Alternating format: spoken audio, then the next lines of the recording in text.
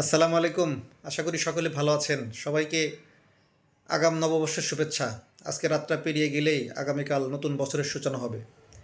আজকে রাত হয়তো মানুষের জন্য অনেক আনন্দের। অনেকে অনেক উল্লাস করবেন, অনেকে পিকনিক করছেন। বিভিন্নভাবে আজকে রাতটি উদযাপিত হবে।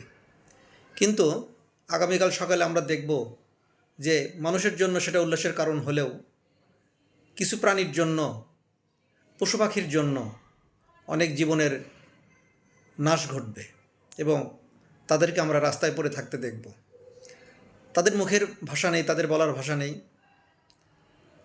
তারা হয়তো কথা বলতে পারে না, কিন্তু তাদের যে জীবনের নাশ ঘটবে এটা আমরা তো বুঝি। আমরা বুঝে কিভাবে এই সমস্ত আতশবাজি পটকাবাজি করে, পরিবেশ দূষণ করে আমরা যেই প্রাণী হত্যা করি, প্রাণী হত্যার মহোৎসবে আমরা উঠে পড়ে লাগি, এতে কার কী লাভ হয় বা কী আনন্দই বা আমরা পাই?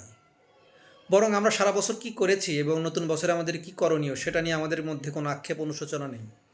আমাদের মধ্যে সে ধরনের কোনো চিন্তা চেতনা নেই। ইংরেজি নববর্ষের নামে যে অশ্লীলতা, বেহায়াপনা, বেলাল্লাপনা থেকে আরম্ভ করে প্রাণী হত্যার যে মহা উৎসব চলে, এই উৎসবটা কিন্তু আমরা অন্যভাবেও পালন করতে পারি। আমি বলছি না যে নববর্ষের উৎসব উদযাপন করবেন না বা পালন করবেন না।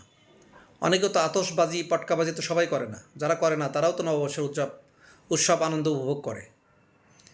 সেখানে আমরা নানা ধরনের অনুষ্ঠান করতে পারি, পারিবারিকভাবে নানা ধরনের পিকনিক, যেমন আজকে আমাদের সোসাইটিতে একটা পিকনিক হলো, সেখানে অনেক খানাপিনা হলো এবং সবাই মিলে আনন্দ উৎসব পালন করা হলো।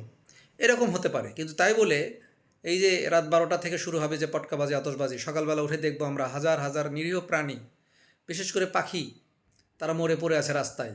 তাদের জন্য বলার কোনো লোক নেই, তারা নিজেরা বলতে পারে না, তাই তাদের জীবনের কোনো জন্য দাম নেই।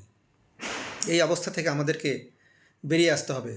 প্রতি বছরেই আমার মতো এ ধরনের কথা বহু মানুষ বলে এবং সবাই এটা বোঝে, কিন্তু বুঝেও তাদের বুঝটা যেন ঠিক তাদের হৃদয়ঙ্গম হয় না। তারা বলে একটা দিন তো একটু আনন্দ করলে এমন কি হবে, কত প্রাণী এমনি এমনি মারা যায়, এ ধরনের নীতিবাক্য তারা শোনায়। কিন্তু এই নীতিবাক্য আসলে হিংস্র বাক্য। এই বাক্যের মধ্যে কোনো নীতি নেই। যারা এ ধরনের কথা বলে তারা আসলে হিংস্রতার কথা বলে।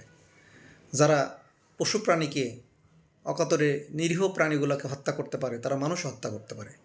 তাদের হৃদয় বলতে কিছু নেই। আসুন আমরা নতুন এই বছরের সূচনা লগ্নে শপথ করি, আমাদের দ্বারা কোনো প্রাণী হত্যা নয়, বরং প্রাণীদের প্রতি ভালোবাসা মমত্ববোধ থেকেই আসুন আমরা এই ধরনের আতশবাজি পটকাবাজি থেকে নিজেদেরকে দূরে রাখি। আমি আপনি যদি নিজে মেনে চলি, হয়তো একটা সময় আসবে যে সবাই এটা মানবে। আমি আপনি না মেনে শুধু নীতিবাক্য আওড়ালাম আর অন্যেরা মানবে বলে আমি মনে করলাম যে অন্যরা যেহেতু করছে আমি একটু করলেই বা কী হবে, এ ধরনের মনোমাশয়িত পোষণ করলাম, তাহলে আমার আপনার দ্বারা কখনোই কোনো ভালো কাজ হবে না। ভালো কাজের সূচনা হোক নববর্ষের শুরুতে, সকলের জীবন সুন্দর হোক, এমনটাই কামনা করি। আর পশু প্রাণীদের প্রতি, বিশেষ করে পাখিদের প্রতি মমতাবোধ থেকে আসুন ফানুস উড়ানো থেকে আমরা বিরত থাকি। পরিবেশ দূষণ রক্ষার্থে পটকাবাজি থেকে আমরা দূরে থাকি। অন্ততপক্ষে ফানুসটা যেন কেউ না ওড়ায়, কারণ আকাশে যখন ফানুস ওড়ে সকালবেলায় দেখবেন যে অনেক পাখি রাস্তায় মরে পড়ে আছে। এ ধরনের তারা কথা বলতে পারে না, তারা নিরীহ প্রাণী। এই নিরীহ প্রাণীদের রক্ষার্থে আসুন আমরা অন্তত আগুন নিয়ে যে হোলি খেলা হয় রাতভর, এই হোলি খেলা থেকে আমরা নিজেদেরকে দূরে রাখি। Voice of Atikullah Arefin Rasel.